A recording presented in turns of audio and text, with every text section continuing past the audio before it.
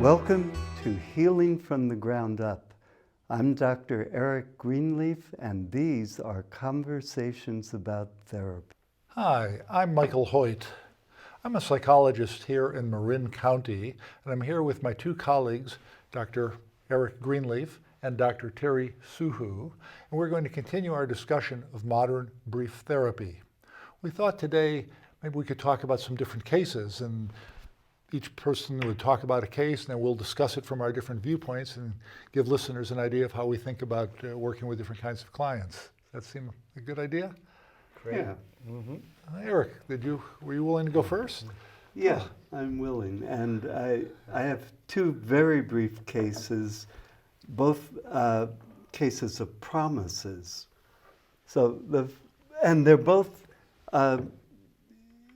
young women who had kind of an aura of being possibly suicidal. Or at least I had the sense that I might be subject to a suicide attempt at some future time from them. So the first one, young woman comes in and she's a couple of weeks away from moving to another state. And this was all before computers, so I figured I would just see her once, perhaps, and then she'd be gone. But I had an uneasy feeling for reasons I can't remember. And I said to her, there's a shop down the street from the office where they sell old postcards. And I'd like you to go and buy a bunch of them. They're very inexpensive. And I want you to promise me to send me a postcard every week in perpetuity. And on the postcard, I want you to write, "Dear Eric," and then your name. Let's call her Jane. Jane is a beautiful woman, and sign your name and send it to me. Will you promise me? She said yes. And every week for about 3 years, I would get a postcard that say, "Dear Eric, Jane is a beautiful woman," and she'd sign her name. And then one week, she sent me a card that said, "Jane is a beautiful woman who's not depressed anymore. Mm-hmm. And she's met a wonderful man, so she won't have to send you postcards. Signed, Jane." So that was one case. The second one happened when I was teaching in China, and woman stands up and grabs the microphone in a death grip. And everyone looks, and she says, "My mother hurt me when I was little, but that's not why I'm asking this question. I don't trust anybody, so I don't make relationships, but I feel terribly lonely." And in front of this big audience, I said, "I'd like you to promise me something. Will you do that?" She said, "Yes. I want you to promise me that you will think all this through thoroughly. Will you promise?" "Yes, I will." And then for the next days of the conference, everyone in the audience looked over all the time to see if this young woman was still there. And she was. And at the end of the workshops, she came over with tears in her eyes and said, "I think I'm beginning to start to trust a little bit." So those are the two cases of promises in the face of what I at least felt was a possible suicide. The second woman being angry, determined, smart, and I was afraid, I think along with others, that she would walk out and say, "Well, that's it, I'll show them," and do something to harm herself. they're both very interesting, and I see a certain similarity, perhaps, which is, well, a couple of things. One is, in both cases, promises. In both cases, you had to worry about her, and something bad might happen. She might do something bad. She was troubled. Yes. And somehow you had the sense that you could get her to honor a promise. So there was some kind of an alliance. And in both cases, you bought time.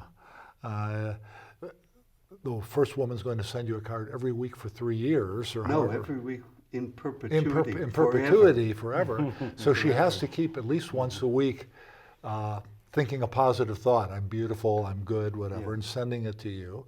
And it maintains a connection with you, that she knows you're getting them. It's not just send it to me through the ether, but actually write it out in your handwriting before computers, mail it to me, all of that. And it's shifting her into having to do something positive instead of thinking about being unhappy or what's gone wrong this week. Yeah. Give me some good news every week. I'm a beautiful person, or whatever the exact words were. One of the things that intrigued me was, what gave you the sense that she would honor her promise? That she wouldn't just say, oh, I told him that, but heck with it. I don't know. I think it, the commonplace, I guess, and I think it's a real explanation, I was very sympathetic. And the other thing I think is operative, or at least the way I think about these things, if somebody fears suicide, that person will usually ask for a promise. So don't hurt yourself. Can you make it a few more days? It's very common and, to my mind, very ineffective. But people who are threatening themselves or distressed sometimes expect to be asked to promise to do better, to feel better, to not take extreme action. And you said you got an aura or a sense. yeah. Had she explicitly said something? I'm thinking about ending it, No. or life doesn't seem worth going on. No. She was a beautiful young woman who was ready to move on with her life, but there was, and I don't remember if she discussed feeling depressed. She must have, but I can't answer. It was a very long time ago, and I don't remember why. The second one, I was pretty sure, because she was so angry and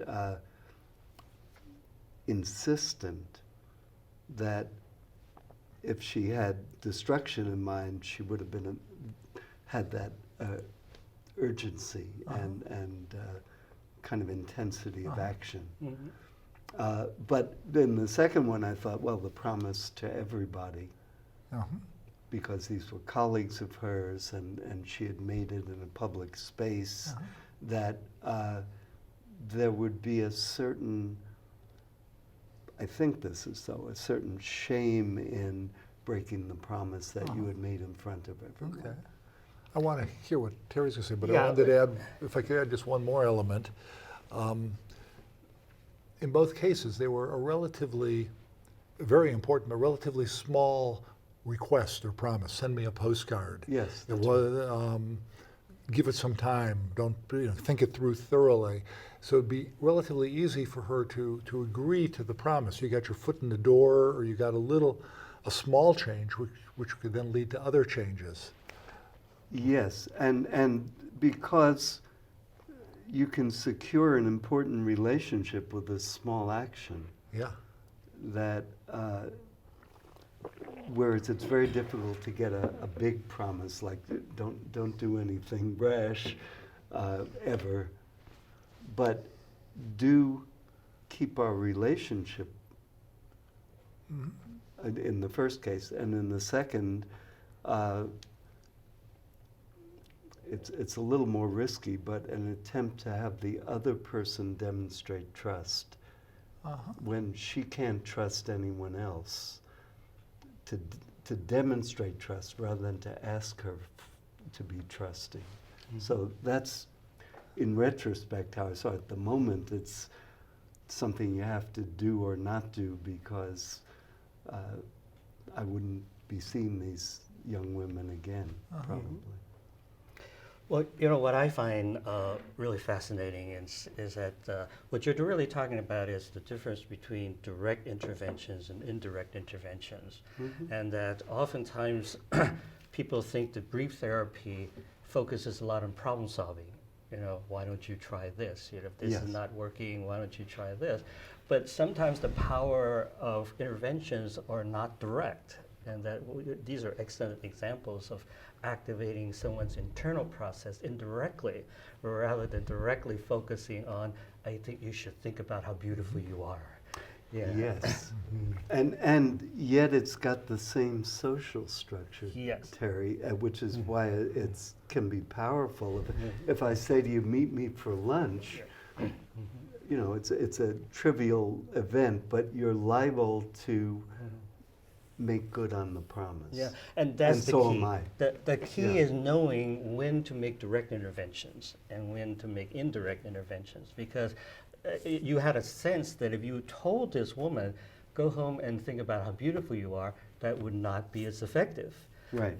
But you sense that this indirect kinds of interventions really activated something in her that then she was able to make use of.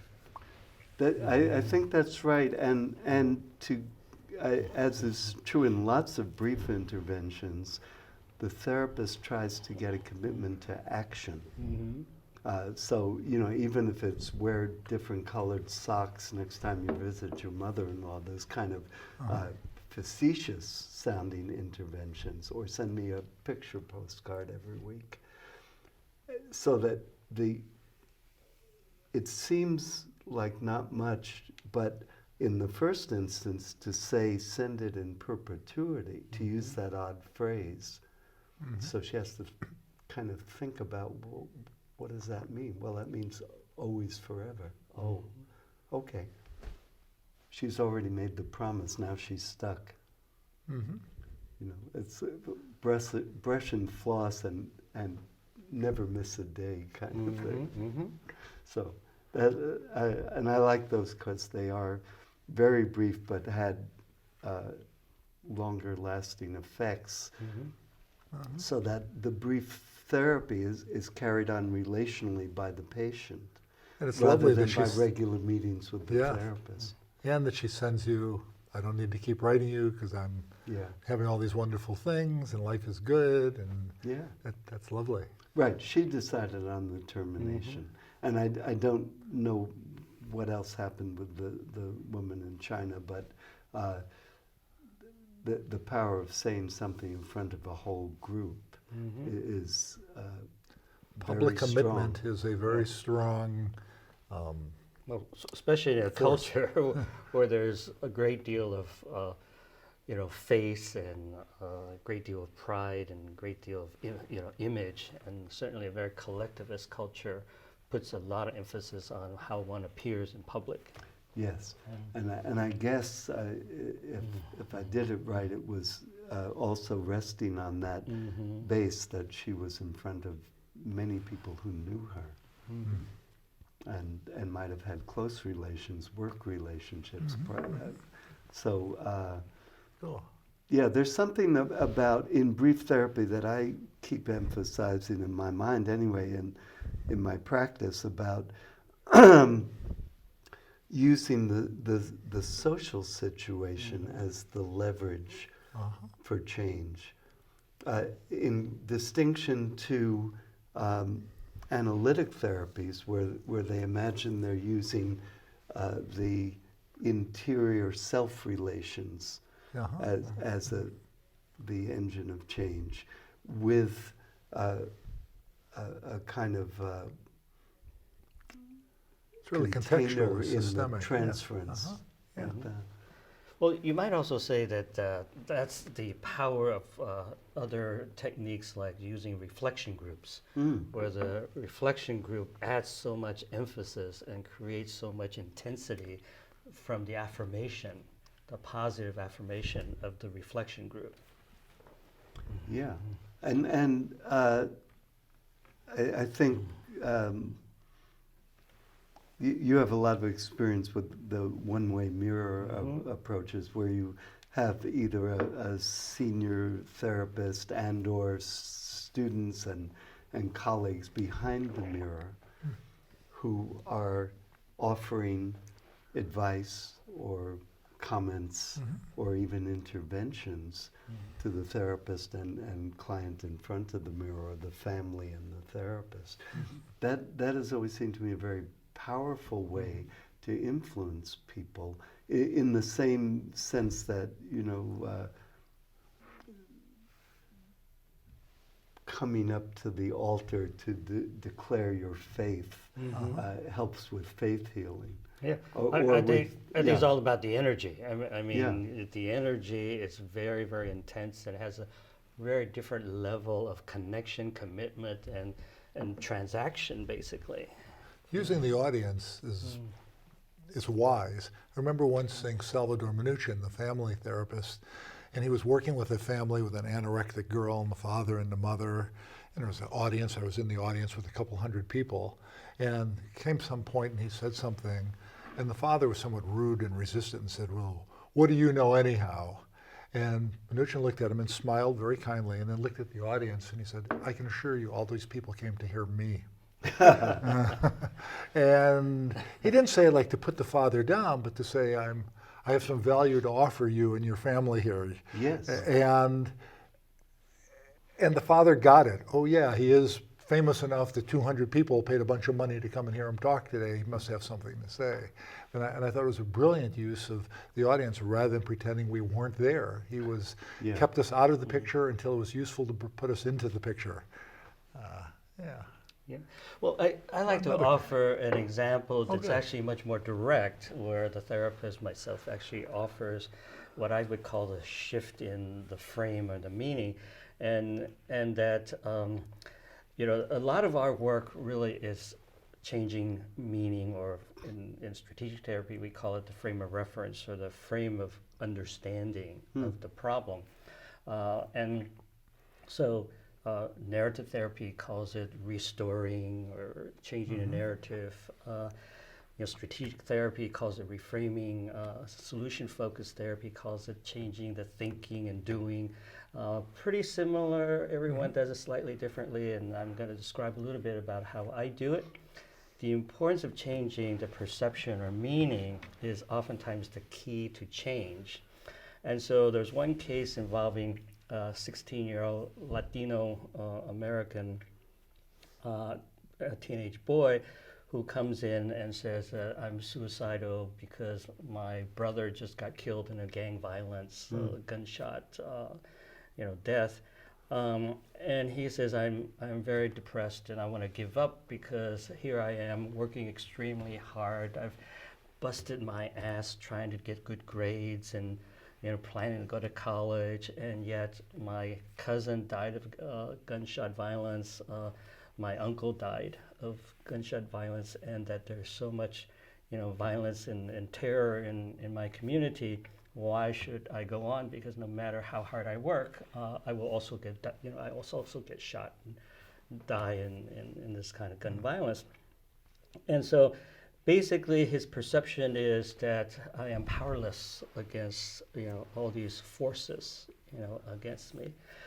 And so what I said to him was that I really think that it's important to understand that life is a series of battles, and that you are in a situation where every battle is an increased fierce battle to survive. And that in order to survive, you have to be strong in the mind, body, spirit. And that people think that they focus too much on being strong physically. And they feel like they should use their physical force to overcome others and so on. And the reality is that the most powerful thing is not physical power, but mental power, and even the most powerful is spiritual power. And that in order for you to survive, you have to really be able to strengthen your mind and your spirit. And that's what's the challenge is. The challenge is that no one can destroy your spirit unless you let them. No community, no violence, no situation can destroy your spirit unless you let them. And ultimately, you have a powerful spirit to have survived up until this point, and that is not that you are weak or vulnerable and that that's what leads you to think the way you do, but that you're tired, you're exhausted, and it makes perfect sense. It makes perfect sense that all these experiences have exhausted your spirit. But how do you reactivate your spirit? And then we talked a lot about, can you think of people with powerful spirits? Can you imagine people with powerful spirits? And we started talking about Nelson Mandela, you know, how people tried to lock him up in jail, beat him up, but they could not destroy his spirit. His spirit became even more powerful as he was released. They were forced to release him. Gandhi, they tried to beat him up, put him in jail. They did not destroy his spirit. Cesar Chavez, you know, they tried to beat him up and put him in jail, could not destroy his spirit. And then we talked about people in his life that have powerful, strong spirit. And he said his mother. He said his mother was the reason why he survived as long as he did. And his father wasn't around and so on and so forth. So we basically talked about what would help you activate your spirit. And of course he, you know, really didn't, you know, have an idea, and I said, well, in Latino culture, I'm guessing that a very, very important principle is honoring your brother. And he says, yes, very important in Latino culture to honor my brother. And I said, what do you think you need to do to honor your brother? And he said, well, I don't know. I said, well, just think about it. Did your brother want you to go into the gangs? He said, no, he did not want me to go into the gangs. Did your brother want you to drop out of college? No, and not go to college? No. He wanted me to go to college. He wanted me to be able to, you know, break out of this, you know, violent community and so on and so forth. He wanted me to be successful and so on and so forth. So are you going to honor your brother? Yeah, and that's the question for you. Are you going to honor your brother? And he says, yes, I'm going to honor my brother. And then I said, what about your mother? He says, I'm going to honor my mother. And so we talked about how to activate that powerful spirit in order for him to fulfill his honor. So this is an example of actually directly intervening with guiding the client into a different perception of the situation, that he had the power to overcome whatever the adversity was.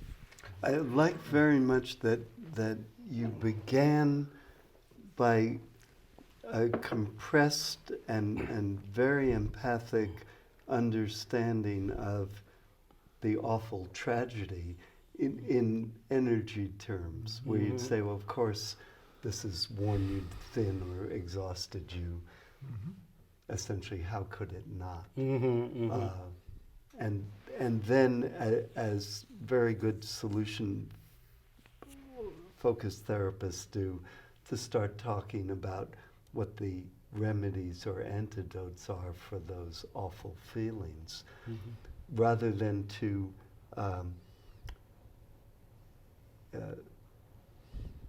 try to describe the origins of the feelings. You take them for granted. Well, of course you feel knocked out, you know. And now what other people have felt that way? Well, these important public figures. And what about in your family? So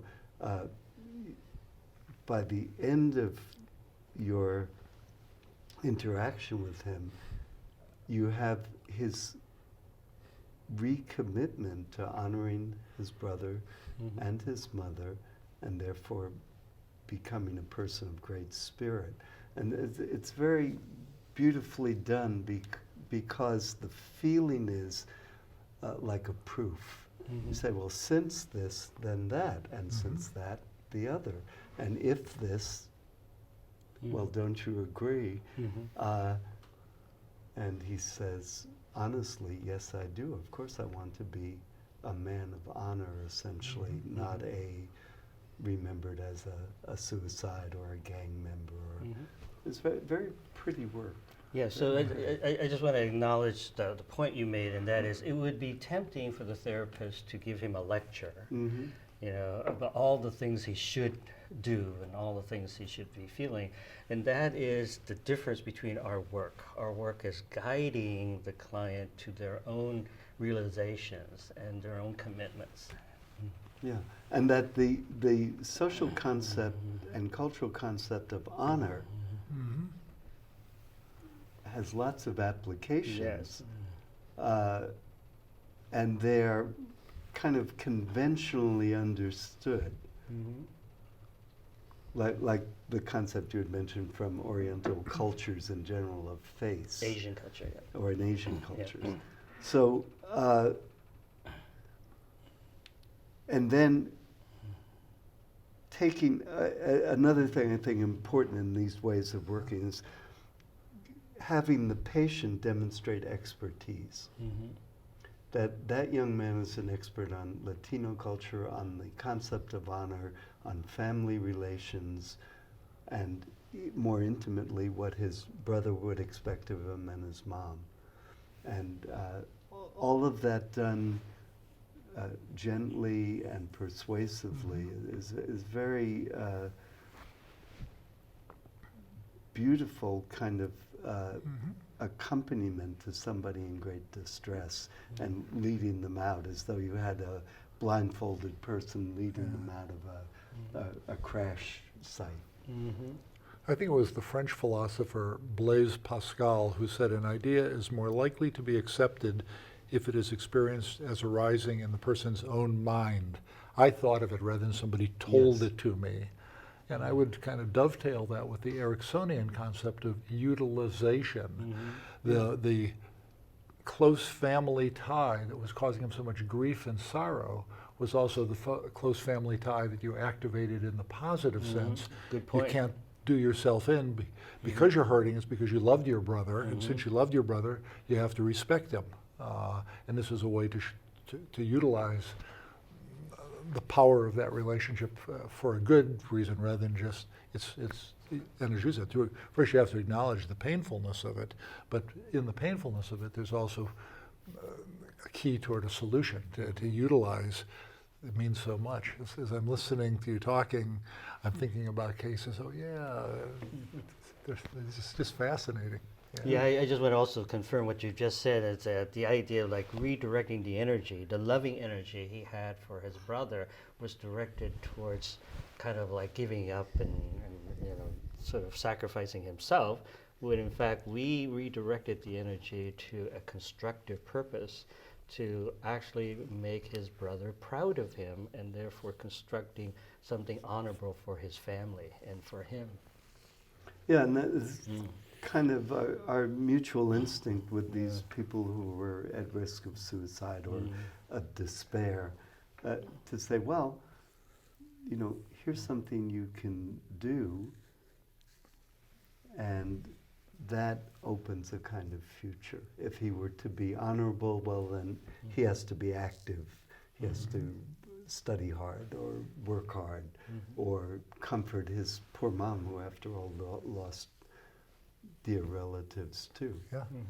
And all of that without a sort of hint of instruction. Well, here are the 10 steps by which you can or don't you dare and count your blessings and give me a promise and all of the usual, which you can do and sometimes are helpful to do, but it's done much more elegantly and more empathically. It's within his frame, reframing same facts, different meaning. So the facts are the brother was killed and he's grieving, but he takes on a very reframed, a very different meaning. This is a way of honoring your brother, not just, how will you grieve? Well, the best way to grieve is to remember him in a positive way, which is what he would want, wouldn't he? Yeah, it's nice. It also shows that grief therapies are also derivative of the family therapies. So that you thought in terms of the whole family concept of honor, the spirit of the great men was one thing, but the spirit of family relations also. Well, you honor your mother and father, your brother, and in Latino culture, notoriously, the prominence of family as the most valuable set of feelings, commitments, responsibilities, pleasures, and connections. So you have a lot to work with when you're framing things that way, I think. Yeah, and I didn't mention this part because I had to keep things relatively short, but I also mentioned to him that where we draw our spiritual strength really is from family. And he openly acknowledged that, as I draw strength from my mother. And so this is where we can draw more strength. I think some of what we're doing, it's wonderful, and we're talking about techniques, interventions, strategies, logics, maneuvers, and it's great. And what also happens is this alliance, this empathy, this caring. He trusted you. He saw that you got him, that you understood something about family and connection and the seriousness of what he had suffered, and the two women you talked about. Yeah. And I think a lot of times brief therapists, we so quickly get into talking about the technique, what we did, or the strategy, that we forget that it happens within a relationship. And without the relationship, nothing would happen. The techniques have to grow in the soil of the relationship. Otherwise, it'd just be throwing ideas at somebody. Yeah, and I think that's exactly right. That when I teach therapists, I want them to feel a great deal, not to be only strategic, but to understand that what you're talking about, Michael, and what Terry has been demonstrating all along this, softly focused attention between the people. What is sometimes called, in a different model, counter-transference, my reaction to your transference. I usually think of it quite differently. I think of it as client-inspired therapist contribution. No, it's an interesting term. Client-inspired, they stimulated something in me that got me to think of something, to see it in a positive way. I had to have, as Terry did, a knowledge about families or Latino culture or brother relationships. It doesn't necessarily have to be any one culture, lots of cultures. But something about them, it happens between us. The therapist is very much a part of it. It inspires something in me and gets me to frame or to think about things in a certain way. That's one of the reasons I'm usually unhappy with role-playing exercises, because it doesn't feel real and it doesn't do anything for me. We're kind of where if it's real, then it activates me, as opposed to I'm sitting there trying to, now what's the question I'm supposed to ask, kind of thing. Let me tell you about another case, just to kind of see what you think about this one. So a woman called saying that she needed to learn how to deal better with her father, who was in jail. Her mother had divorced the father when she was a little girl, and the father had drifted off, and he was sort of a bad guy, barroom brawler, drug addict, all sorts of problems. But every now and then he'd call and he would harass her. I want money, I want to come over, you got to give me something now. And he was currently back in jail, and he was repeatedly calling her, just come and visit me, bring me some money for cigarettes, something. She said, I don't want to deal with him, but I'm a nervous wreck. And I listened sympathetically for a couple of minutes. We made an appointment. I got some basic information, her age and phone number and that kind of thing. And then I said, think about sometimes when you've been able, even just a little bit, maybe to stand up to him or say no, because that may give us some clues to what could be helpful. She said, okay. So when she came in, we started the session. Excuse me, she began by describing the history. She explained his barroom fighting, his drug abuse, his demands and threats against her husband. She said all the other members of the family had had it with him and wouldn't put up with him at all. But I'm the last one. I get all shaken up and I fall apart. I don't know what to do. So I said, so other people in the family know how to deal with them, huh? And she said, yeah, but and that helps a little bit, but I'm just a nervous wreck. I don't know what to do. And I said, I've got an idea. Let's do an experiment. And I stood up and we walked over to my office door, and I opened the door, and I said, imagine he's standing here. What would you say to him if you wanted him to go away? And she said, what? I said, well, just imagine I'm right behind you here, but just what would you say to him? What actual words would you use to say to him? And she said, well, I can't talk to you. Go away, go away, go away. So we stood there for a minute, and we went back to the chairs. And she said, I'm still nervous. I'm not sure what. And then she went on to tell a story about some time she had actually let him into her house, and he had said something very offensive and rude to her. And she was outraged, offended by it. And you could see when she said it, she said, no matter how sick anybody is, no one should ever talk to their daughter like that. And I said, of course not. And I said, when you think about that, you're not feeling guilty or codependent. You're angry and you're ready to shut doors, slam doors, hang up, do whatever. She said, yeah. So we talked a little bit more about it, and she had the idea, well, but I'm the last kid that'll do it. And she said, and I said, but you've been helping him for years. You're the last one, so you've been doing this longer than anybody in the family. And you can see a little light bulb go on, like, yeah, I don't have to feel guilty. I've done more than anyone. On a follow-up, she said, I realize I'm not the welfare department and I don't have to pull this load alone. So, we talked, so she said, I think I'm ready. I'm going to stand up to him. And so we rehearsed it a little bit. What are you going to do? How the phone call? What would be the first thing you'd say? How about if he does this? How about if he does that? She said, this has been really helpful. I said, want to make another appointment? She said, let me see how this goes. I think I've got what I need here. I said, can I check in with you in a couple weeks just to see how it's going and call me sooner? Yeah. So a few days after the appointment, father called, and she said, I don't know. So we got him off the phone. He called back a day later, and then she said, listen, I've gone to talk to a counselor, and I've decided you're not welcome here. I don't wish any harm on you, but if I ever want to talk to you, I'll talk to you, but you're wasting your time. If you call again, I won't even pick up the phone. Leave me alone. Sorry it has to be this way. Goodbye. On a follow-up, and we did a couple of follow-ups, she wasn't feeling guilty. She wasn't feeling distressed. She did not feel she needed to come back. Now, I don't know. Today, as we speak in San Rafael, California, he may be knocking on her door. We don't know what will happen long term. But this empowered her. It gave her a sense that she could do something. It used her resentment and anger in a positive way. If you're going to talk, nobody should talk to their daughter like that. Think about that, and you're not guilty. You're not shut down. You're ready to, I want to say that thinking like a hypnotist, I noted what you did after your disclaimer about role playing. That was very, very good, where you opened the door and there was nobody there.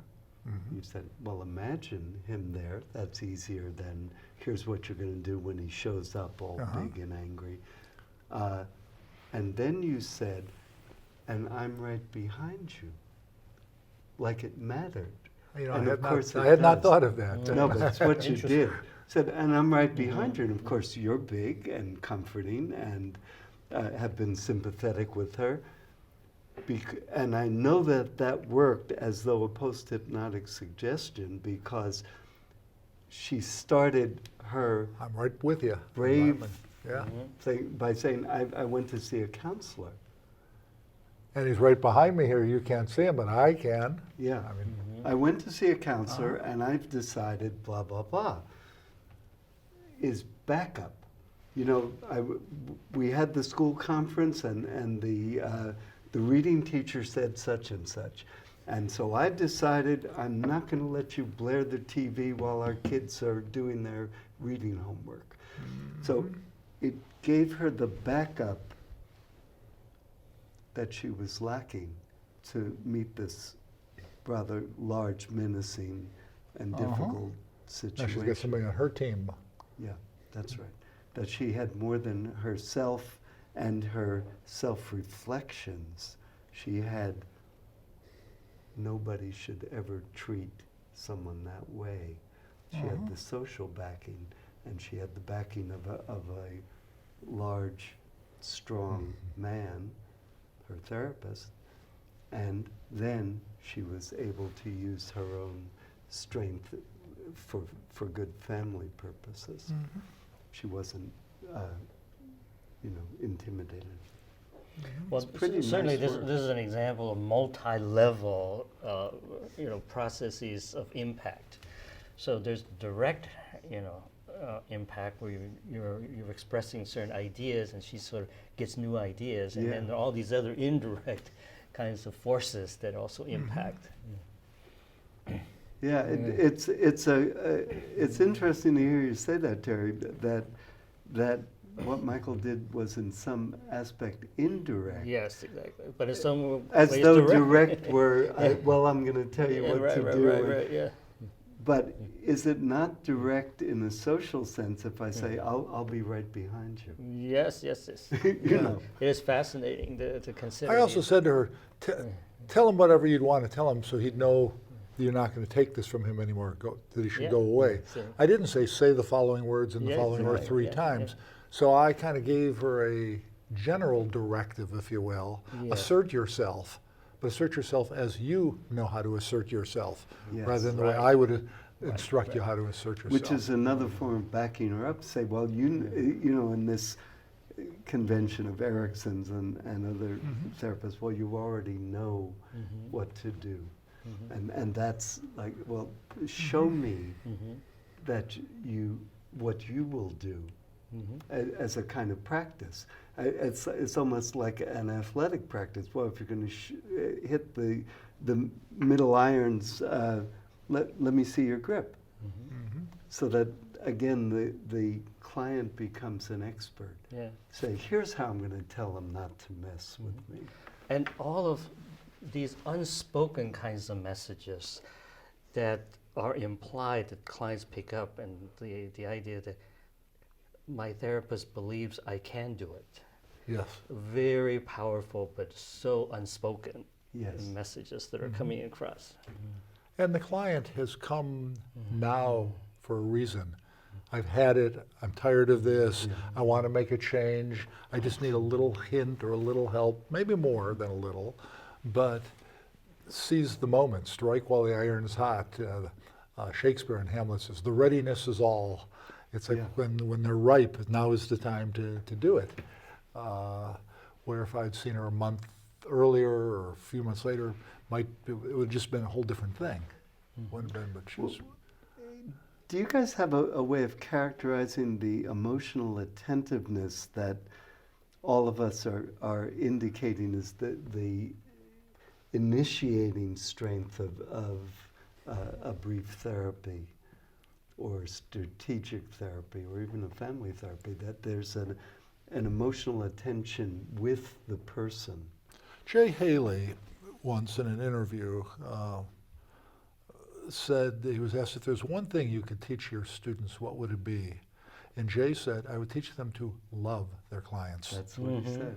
And he did not mean romantically or Right. sexually. No. He The meant caring have a part. deep, abiding caring, have respect in them, believe that they have something good, some strength. And so I hear sad stories.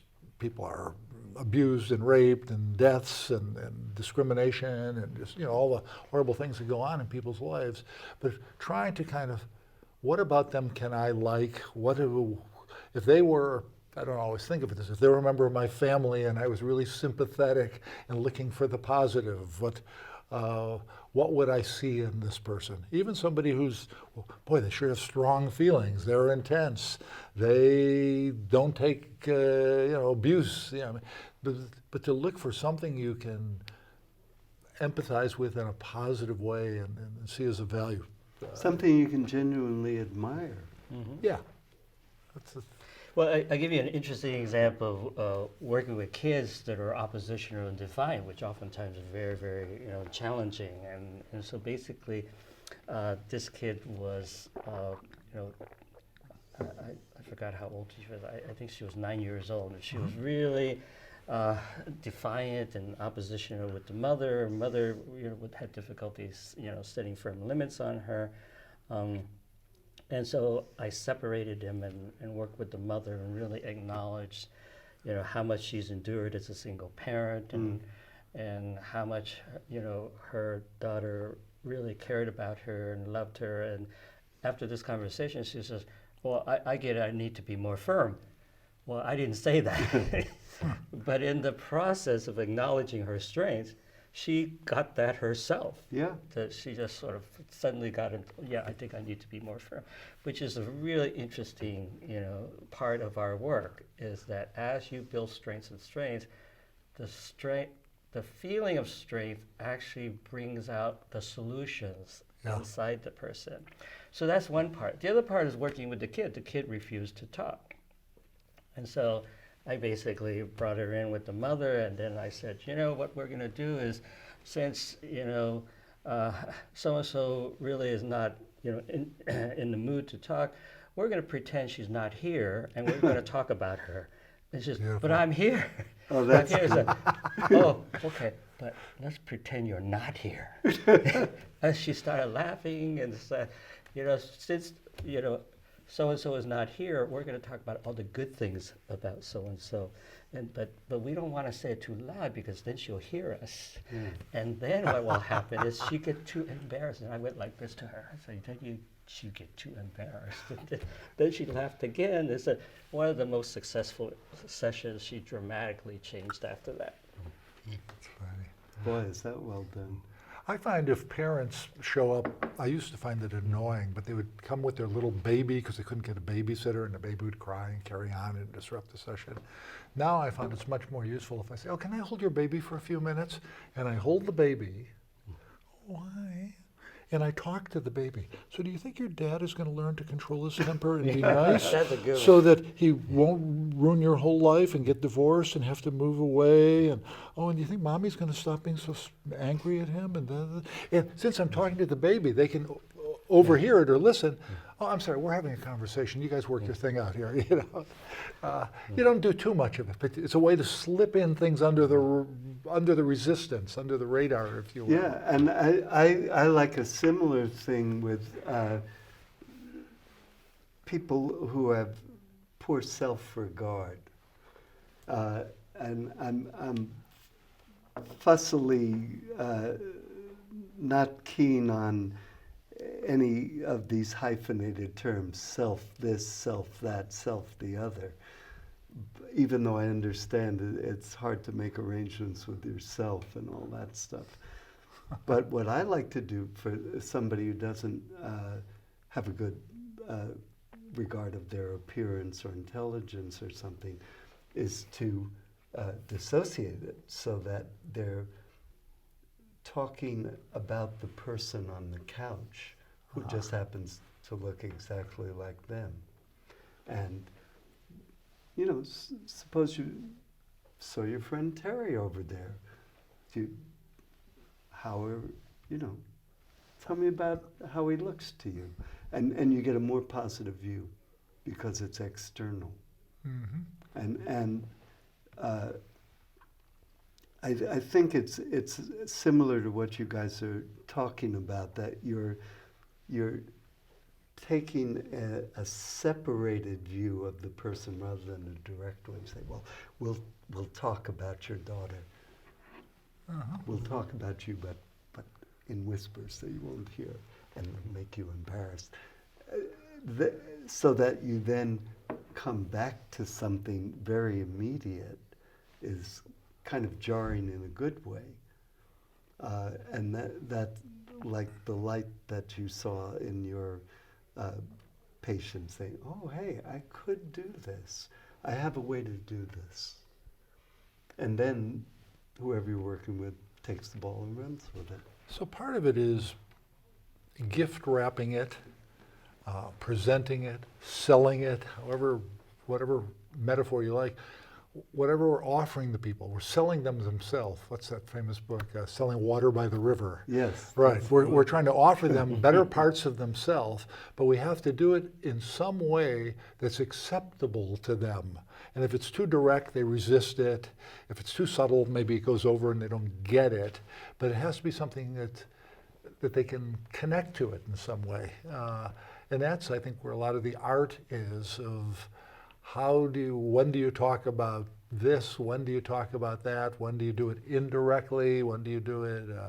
I can give an example where I told somebody a joke that it was helpful to them, and they had previously been told they had a drinking problem. No, I don't. My wife says I drink. And I could see it seemed very likely that there was some accuracy to the assessment that the person drank too much. Some of the stories they told were certainly under the influence stories and got them in trouble. And so I looked at him and I said, you know the one about the guy who walked into the bar at 5 o'clock? He said, what?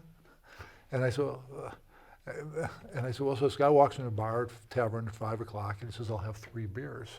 And the bartender says, okay, pours him 3, and the guy drinks the 3. Next day, 5 o'clock, comes in, 3 beers, please, and he drinks 3. Next day, 3.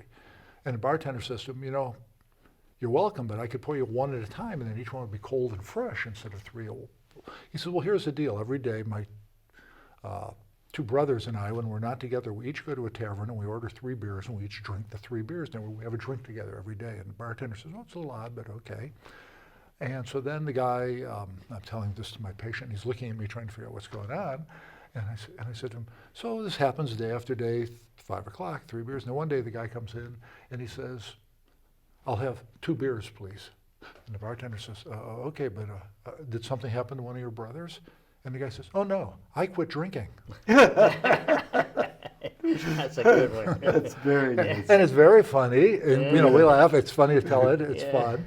And you could see, it's like, humor goes to places that not even WD-40 can get to. Yes. You know, it gets them unstuck, and it's undeniable in some ways. You know, you're telling yourself you're not drinking, but you're still drinking. Yeah, you could spell it all out. He got it. He came in a couple of weeks later, and we're talking about other stuff. He said, you know, I haven't had a drink in a few days. And, you know, pardon me, I want to go, because of the clever thing I did, and I go, oh, well, good, you know. How's that going for you? You know, and just sort of, don't want to make too much of it because I don't want to stimulate. But somehow I think it tipped something, and he had to hear it in some way that was that he could get it, and he got it with a laugh. Humor can be useful. A song lyric, something we just saw on the news. You know, but something. But how to know what to do when? That was sort of what we were discussing in our last one. Yeah. The art, I don't know. I could occasionally say, well, experience or, but why you do something instead of something else? When should you be indirect versus direct? When should you be instructive or confrontative even? There are people who I've just banged my fist down and said, you got to stop that. Yeah. Not often, but sometimes. But you could. Yeah, I think a partial answer to that is how each of us might think about what we do, even though it's not a great answer, or what we pay attention to. And in my case, I'm looking for a story of some kind, or an image that I find interesting, and then I somehow connect it with the progression from the problem to a solution. And so in the postcard story, I like that shop. I want to have something that I like, admire, that I have positive feelings for. Yeah. And since I admire all kinds of competence, all I need to do as a proxy for what you're asking about is find what somebody's good at and sit and listen to them talk about it. As I'm feeling here when I hear you guys talk about doing therapy, and I think, boy, they're good. How did they do that? Well, that's something. And I'm intrigued, as though I were watching my wife paint a picture or something, and I said, boy, how the hell does she do that? Or anything of competence, like a mechanic or a short order cook. And since everyone has got some competence, then that becomes leverage. Your patient's competency was cultural. He knew about honor and about family. And since he knows that and he's an expert, or your patient knows in some way how to talk to children and adults, how to talk to family members, how to put your foot down. And those become competencies that you can admire and absorb yourself in as a therapist. It makes a very good connection. I always think, and I may even said that in our first meeting, of what happens when you walk into a house where there are kids and they don't know you, but you know the parents. One of the kids is going to come over and say, "Do you want to see my room?" And then you go down the hall and suddenly they're expert guides. Yeah. They show you the stuffed toys and the Legos and stuff. And that forms a connection that gives both parties influence. You're influenced by your patient's struggles, and you influence your patient's pathway from despair and suicide. So I think that's a kind of verbose If you spent way the of talking about hour it. interviewing somebody about what are you good at and what are you grateful for, what's right in your life, what is the, Yeah. by the end of the hour, it would shift so much. Like, oh, yeah, I've got lots of things to look forward to, and I'm really pretty competent, and I'm very good at this, and I'm okay at that. It would counter demoralization, it would counter incompetence, it would counter all those, I'm broken kind of feelings.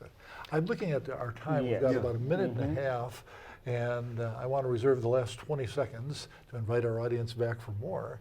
But what y'all want to say here? Well, I just want to end with the two major things that I really focus a lot on in my teaching, and that is, one is the therapist is the therapy, and that is the therapist brings himself or herself to the therapy, and it is the use of self that we're talking about. The other is entering the client's world.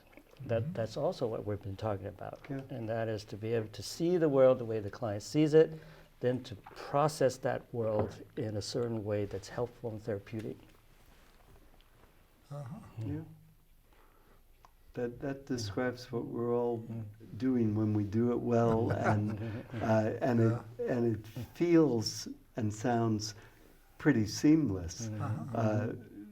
Perhaps next time we'll talk about some of the times that we're helpless in the face of what's happening, or have difficulties that are shared with the client. What do you do and what you usually do doesn't work, or Yeah. when you're stuck, or what's plan B, or that'd be interesting. Just hearing the two of you talk about cases, and we each have our own slightly different ways of thinking and looking. It's just fascinating.